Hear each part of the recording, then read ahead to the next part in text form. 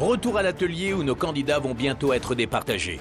Dans quelques instants, vous découvrirez qui repartira avec le titre de meilleur décorateur de la semaine et les 2000 € de récompense. Ça va? Ça va, Oui. ça va, ouais. Vous avez hâte de savoir vos notes? Impatient. Merci, bonne soirée. Au revoir. À la semaine prochaine, ça m'a fait plaisir. Non, je vais vous donner vos notes. Mais d'abord, je voulais tous vous dire quelque chose qui est très important et que j'ai noté encore plus cette semaine. Quand on est décorateur, on doit respecter les goûts des gens chez qui on va. Or, vous avez écouté votre projet et vous êtes passé, vous, avant le projet du propriétaire. Vous n'avez pas suffisamment entendu ce que voulaient les gens et ça, pour moi, c'est assez rédhibitoire. On en a parlé chacun individuellement, mais ça, je voulais le rappeler. Notre experte déco a parlé. Place maintenant au point. Pour l'instant, c'est Mickaël qui se place en tête du classement avec une moyenne de 4,8 sur 10. Mais rien n'est joué. Donc, les notes.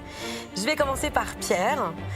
Pierre, tu obtiens la moyenne globale de 6,7. Pierre a bien remonté la pente. En lui accordant un 9 sur 10, Jade l'a beaucoup aidé. Il y a quand même quelques petits bémols comme les tiroirs, la lampe et la chaise qui n'est pas très confortable. Mais franchement, encore un tout grand merci. Visage fermé, regard stressé, Pierre a visiblement peur d'être détrôné. Bon, la deuxième note, c'est toi Valérie. Tu obtiens la moyenne globale avec toutes les notes de 6,2. Valérie l'a compris. Malgré un très bon 9 sur 10 accordé par Camille, elle n'arrive pas à détrôner Pierre. Pour se trouver un point négatif, c'est le manque de rangement pour les vêtements. Mais sinon, j'ai vraiment adoré toute la décoration et voilà.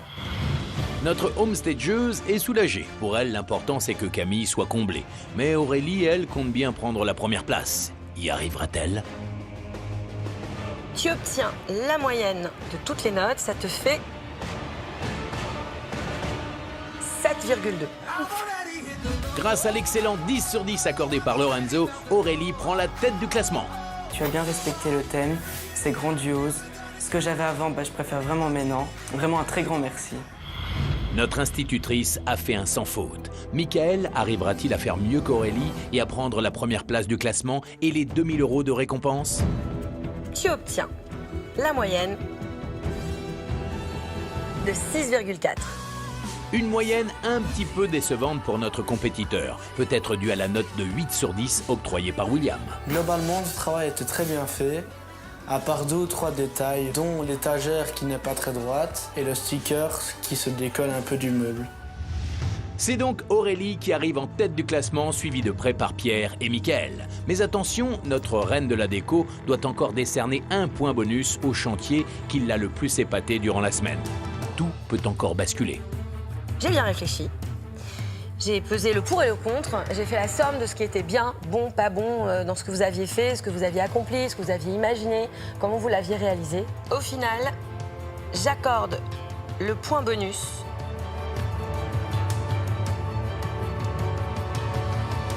à Aurélie. Merci. Bravo, mais bravo à tous. Voilà. Merci Valérie. Les couleurs, je vais te taper. Cette semaine, j'ai donné mon point bonus à Aurélie parce que pour moi, c'est celle qui a le mieux interprété le thème. Elle a été subtile dans le choix des couleurs, dans le choix des accessoires et surtout, Aurélie, elle finalise tout. Elle peint les interrupteurs, elle fait les finitions au poil, elle est au taquet et elle se met surtout dans la peau d'un ado de 15 ans et ça, c'est le plus important. Donc voilà, c'est pour ça que j'ai donné mon point bonus. Bravo Aurélie.